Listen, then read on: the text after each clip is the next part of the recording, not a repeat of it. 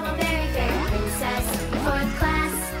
A tale of glorious victory that barely came to pass. 'Twas a sunny day in the berry fields when the wind blew with great force, and a fairy named Sherry Bobble Berry was blown away, of course. What a fateful air it proved to be, as the makings of a flood she'd seen. So she sailed on a sled to the berry fields to warn all the fairies and their queen.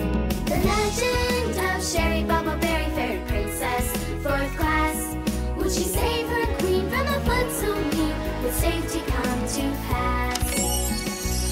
But in the fairy world of the berry vines, no fairy would believe her, and the royal queen of the fairies herself refused to even receive her. So she flew to the belly of the floody, muddy beast, and her friends helped build a dam.